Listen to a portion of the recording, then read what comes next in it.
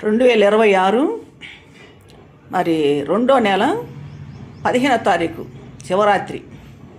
ఆ రోజు ఒక రెడ్డి గారు నాతో, నేనే పలకరించాను రెడ్డి గారిని.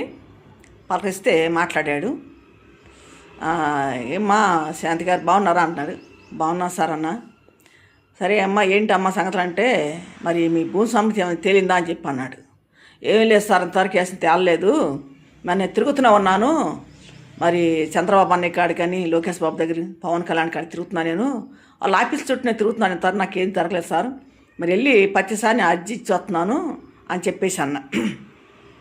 ఒకటమ్మా నువ్వు చెప్తున్నావు కదా, నువ్వు చెప్పిన ఏరియాకి మేము వెళ్ళామమ్మా. మరి అది మహానాడు నువ్వు చెప్తున్నావు కదా భూముల గురించి, ఎక్కడెక్కడన్నీ చెప్పావు కదా, అక్కడికి మేము వెళ్ళామమ్మా. వెళ్ళి చూసాము, అసలు ఖాళీ అంటే లేదు. మహానాడు 13 రోడ్లోకి వెళ్ళాము, అక్కడ కూడా ఖాళీ లేదు.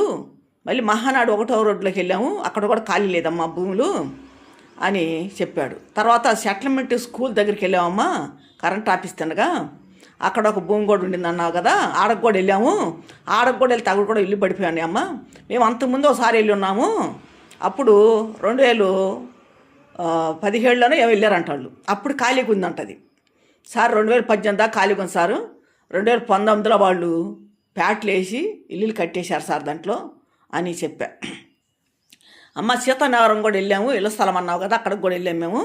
అది కూడా చూసాము, దాంట్లో చిన్న రేకుల చెడ్లాగా వేసి ఉన్నారమ్మా అని చెప్పేసి అన్నాడు. అంతకుముందు చెట్లు ఉన్నాయి కదా అన్నీ, ఇప్పుడు చెట్లు కూడా లేవమ్మా, చిన్న రేకుల చెడ్డు వేసి ఉన్నారని చెప్పేసి అన్నాడు. అవును సార్, అది ఇళ్ళ స్థలం సార్ అని చెప్పేసి అన్నా. మరి ప్రతి వీడియోలో నేను మాట్లాడుతున్నావు, మీ వీడియోలు మేము చూస్తున్నాం శాంతి. మరి ప్రతి వీడియోలో కూడా నువ్వు చెబుతున్నావు, భూముల గురించి చెబుతున్నావు. మరి ఏమంటున్నారు ఇప్పుడు అధికారులు ఏమంటున్నారని చెప్పేసి అని అడిగాడు. అడిగితే నేను అన్నాను సార్, వెళ్తున్నాను కానీ నాకు ఇంతవరకు ఏ న్యాయం జరగట్లేదు అని చెప్పేసి మాట్లాడాను. మరి చంద్రబాబుని కలిసావా, లోకేష్ బాబుని కలిసావా అని చెప్పి అడిగారు. మరి చంద్రబాబుని ఫస్ట్ సారే కలిసాను సార్, మరి ఏమి మరి కాగితాలు ఇచ్చాను ఆ రోజు, మరి నాకు కలిసి సమాధానం రాలేదు. లోకేష్ బాబుని మటుకు 2 సార్లు కలిశాను గెలిచినాక. మరి గెలవక ముందు 3 సార్లు కలిశాను, గెలిచినాక కూడా 2 సార్లు కలిసాను వెళ్ళి. మరి నాకు ఎటువంటి పరిష్కారం న్యాయం కూడా జరగలేంతవరకు. వాళ్ళు వచ్చి సర్వే చేసి ఎంక్వైరీ చేసింది లేదు. అంతకుముట్టు గతంలో మటుకి చాలాసార్లు సర్వే చేసినారు, వచ్చి కొలతలు వేశారు అని చెప్పేసి అన్న.